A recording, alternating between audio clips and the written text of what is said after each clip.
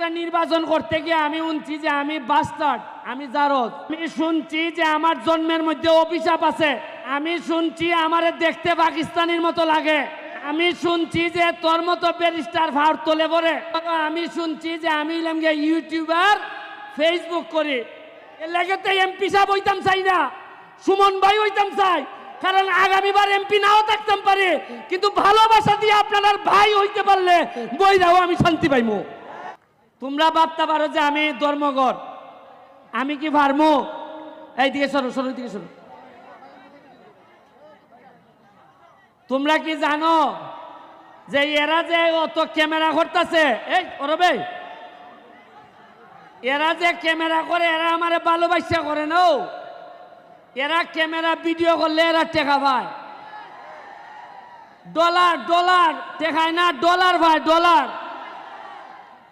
আমি ধর্মঘটের বিষয়ে আমি খালি শুনতাম ধর্মঘট ধর্মঘট ধর্মঘট।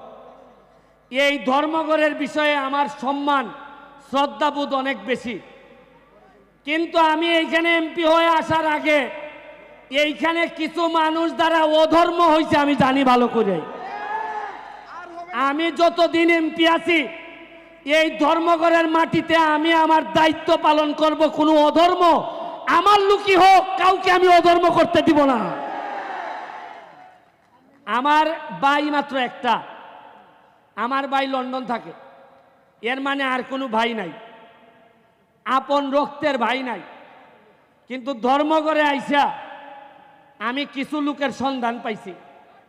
আমি আমার আন্ডারে 21টা ইউনিয়ন আর 2টা পৌরসভা, এই তোমরা সরো না এখান থেকে, এই তোমরা সরো না, এদেরকে দেখতে দাও।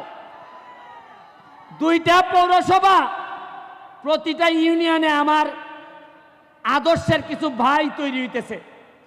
এর মধ্যে ধর্মঘট ইউনিয়নে আমার একটা এখন পর্যন্ত আমি তারে পাই নাই, হয়তো খারাপ পরে হইতেও পারে, আপনারা হয়তো আমার চেয়ে ভালো জানতেও পারেন। তবে আমার কাছে মনে হয়েছে মার পেটের না হইলেও আমার একটা আদর্শের ভাই হচ্ছে গিয়ে টুটুল। ও আমার নির্বাচন থেকে শুরু করে আজকে পর্যন্ত আমারে যেভাবে সহযোগিতা করছে, আমার কাছে মনে হয় আমারে যদি মাইরা ফেলা হয়, আমি যদি হঠাৎ করে মারা যাই, আজকে যখন আমি হেলিকপ্টারে নামি, আমি স্টেডিয়ামে, আমি যখন আকাশে ছিলাম, তখন আমার কাছে মনে হয়েছে আমি যদি এখন মারা যাই তাহলে আমার মাধবপুর সোনারঘাটের কি হবে, কে এমপি হবে আমার পরে। আসলে এমপি হইলে কি পারবে? তারা কি ওই আগের মতোই মজা মারে ফজা ভাই আর আমরা খালি বইটা পাই, এরকমই হবে কিনা? তখন আমার মনে হয়েছে কিছু কিছু চেহারা আমার ভাইসা উঠছে যে আমার দাফন কাফনের পরে হয়তো এই লোকগুলো আবার মাধবপুর সোনারঘাটের দায়িত্ব নেবে। শুনেন, মাত্র 4.5 মাস হয়েছে এমপি হয়েছি, বরাদ্দ পাইছি প্রায় 31 কোটি টাকা। কত পাইছি? এর মধ্যে 25 কোটি হইল কি আমার বছরের পর বছর আইবা আমি রাস্তা বানাইমু খালি। তো এইটা বাদ দিলে কত থাকে? 6.5 কোটি থাকে। 6 কোটি দিয়ে রাস্তাঘাট মসজিদ মসজিদ ইটা বানাইতেছি।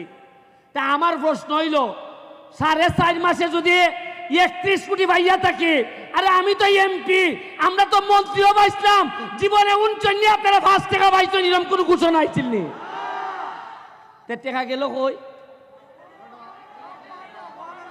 হ্যাঁ,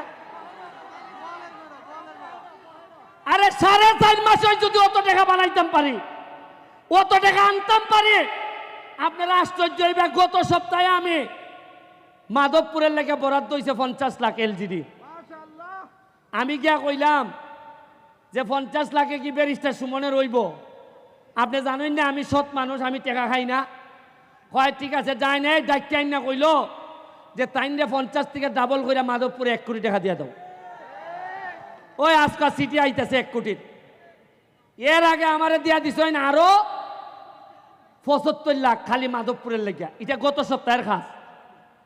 আমি এখন দেখি টাকা খরচ কইরা কুল ভাই না, খালি ভাই না মানুষ যারে দিয়ে খামটা করাইতাম। আমার ডর লাগে যে টাকা দিলে নি আগের তাল ধরে, তে আমারও বিদায় দিবা না নি? কারণ আমি জানি এর লাগে তো এমপি সাহেব হইতাম চাই না, সুমন ভাই হইতাম চাই, কারণ আগামীবার এমপি নাও থাকতাম পারে, কিন্তু ভালোবাসা দিয়ে আপনার ভাই হইতে পারলে বইরাও আমি শান্তি পাইমু। পর্যটন নগরী বানাইতাম এইখানে।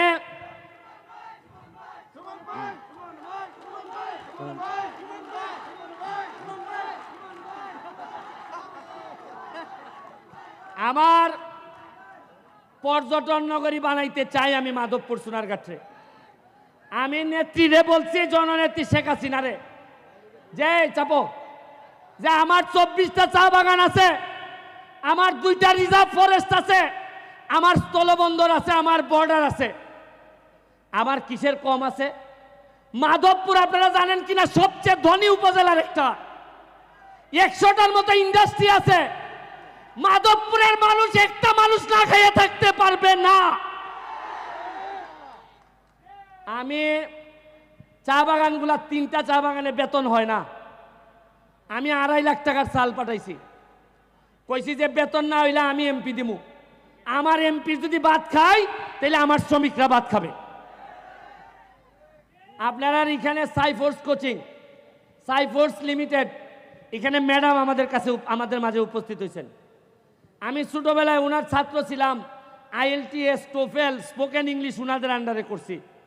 উনি আমাদের পুরা 23টা ইউনিয়নে কোনো ছাত্রছাত্রী যাতে ইংলিশে ফেল না করে এই জন্য সকল শিক্ষকদেরকে ট্রেনিংয়ের ব্যবস্থা করতেছেন। উনি আমাদের মাঝে উপস্থিত আছেন, ওনার জন্য একটা হাততালি আমি আশা করি। আমি কম্পিউটারের ব্যবস্থা করতেছি বাচ্চাদের জন্য, প্রতিটা স্কুলে মাল্টিমিডিয়া ব্যবস্থা করতেছি। আমি আজকে আর বক্তব্য বাড়াবো না, স্বপ্ন দেখতে শিখেন। যে সুমন 9.5 লাখ টাকা দিয়ে নির্বাচনে নামছিল, আজকে 9.5 লাখ টাকা দিয়ে নির্বাচনে নামিয়া আজকে কিছু লোকের কথা বলতে হয়। মুসলিম চেয়ারম্যান সাহেব, আলাউদ্দিন ভাই, এখানে বাবুল ভাই, সেলিম চৌধুরী, কিছু লোকের নাম বলতে হয় যারা আমার জন্য, আমার মতো একটা এতিম বাচ্চারে টাইনা তুলছে আমারে। তাদের অনেক লোকের নাম বলতে পারি না, তাদের আমার কলিজা কাটতে দিলেও আমার ঋণ শেষ হয় না। আর এরা বাদ দেন, এরার পরে আপনারা ভোটাররা যেভাবে আমারে না জানা না বুঝা আমারে আপনারা ভোট দিচ্ছেন, দোয়া করছেন, খালি এমপি বানান নাই, সারা বাংলাদেশের নেতা বানাই দিচ্ছেন আমারে আপনারা।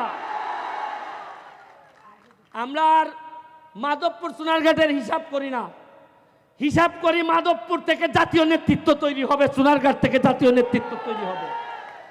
1 লাখ গাছ আনতেছি, আম গাছ। কত খাইবাই আম?